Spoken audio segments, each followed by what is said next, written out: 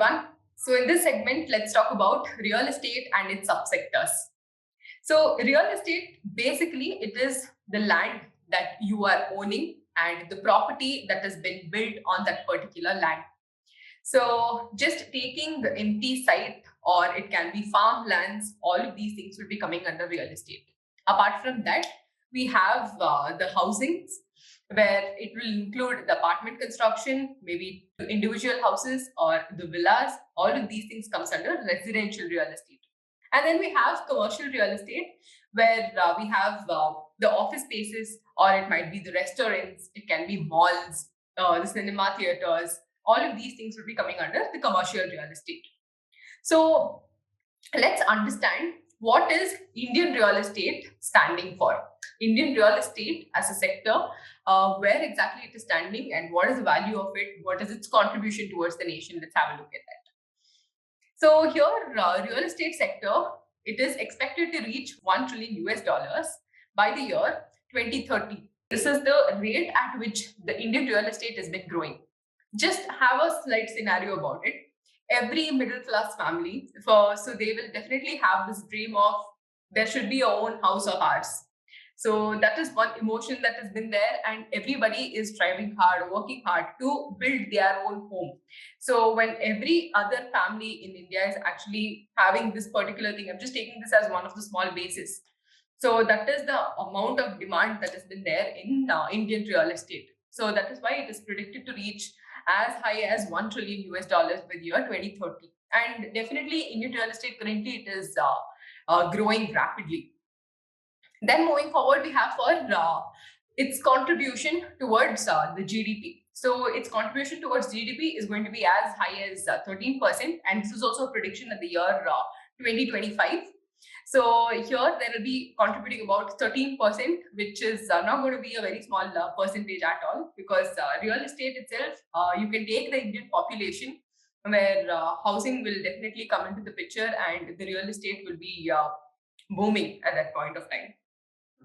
So when it comes to real estate stocks, so by next year, it says that it is predicted about up to 28%, there will be an increase with respect to real estate stocks.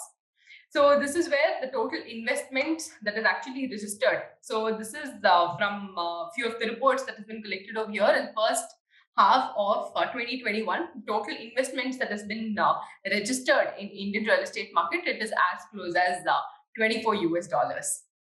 This is where our Indian real estate sector has been standing along. So now let's have a look at what were the ups and what were the downs, that whole sinusoidal wave of the real estate sector. So let's start from 1993. So that time government eased norms where NRIs, that is these non-resident Indians, can also start investing in India.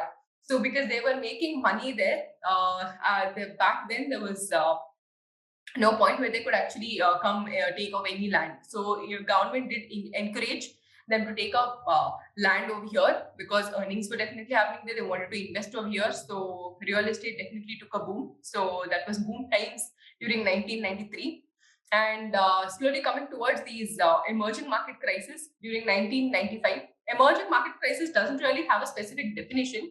But what I would like to tell is, when the demand and supply need is not going hand in hand, or when it is not even in this balance, irrespective of not only real estate I'm talking about, it might be per capita income, or it can be the imports and exports, the exchange of goods and services among the nation. So all of those things work slightly low. So when a nation reaches to such a state, that is when these emerging market crisis actually takes place, where even real estate was one of the part of it. And definitely when normal basic goods and services only was not happening properly in hand, imagine where the real estate would have gone, because this is of a high ticket prices. So that is where that time it was a slow time for Indian real estate. And then in 2002, we had the monetary easing by the US Fed. So this was one of the interesting step that was taken. So over here, the central banks actually lowered the rate of interest that had to be paid. So this promoted starting for new businesses. In a similar way, people actually started buying houses. So they wanted to make a property. And that is where it was a boom time for the Indian real estate in 2002. And then we had the great recession at 2008. So definitely this hit the real estate market not only in India but globally. So recession, what I would like to tell is with recession is housing crisis is basically when the demand for buying the what is that residential properties or any real estate property for that matter from previous 6 months, just in case if the demand of buying any of the property would have reduced, that's when it hit recession. So there should be a complete circular money circulation should always be happening in any nation for its economy to stay stable. Then coming to the stimulus action that was taken by US, which is very similar to the monetary easing. Again, it made lower rate of interest in order to encourage, in order to promote buying of properties and all of these things. So that's where in the immediate next year, the real estate did start picking up. And then coming to as close as 2016, so we had so many local shocks. Like we had the demonetization that happened, then GST was implemented, and then RERA was introduced in real estate. Definitely, RERA did play a vital role. The whole rules and regulations were made very strict. It was all structurized compared to how it was unorganized previously. So there were so many policies that actually came, and it definitely did affect the Indian real estate. So that is where it became a little slowdown time for the real estate sector in India during 2016. Then obviously we had our the great year that is 2020. So where globally all of us were suffering with respect to COVID-19, and the markets were all completely low in time. So everybody were safe in their house. So property and all had been like literally far away from their dream that they were actually thinking for. So definitely it did slow down during 2020 and 2021. So this year it is again recovering, and it is expected to have a very positive side on which the real estate market is actually going to work. So commercial real estate market or even these industrial real estate markets, even when common people who are investing in residential real estate markets, all of these things are actually coming back to flow. So that is where the real estate market is definitely taking another cycle of the positive side. So it is going to be it is already happening in the boom time this year. So now we've come to the end of Indian real estate. So Indian real estate sector is expected to be very much stable, and it will be performing well by the year 2022. Just hoping for not another COVID or anything like that to happen, because if it is going in a current pace, definitely Indian real estate will be reaching great heights, and there is a lot of demand with respect to Indian real estate for the kind of factors which I previously mentioned. Based on the population, there is a very much high demand with respect to Indian real estate.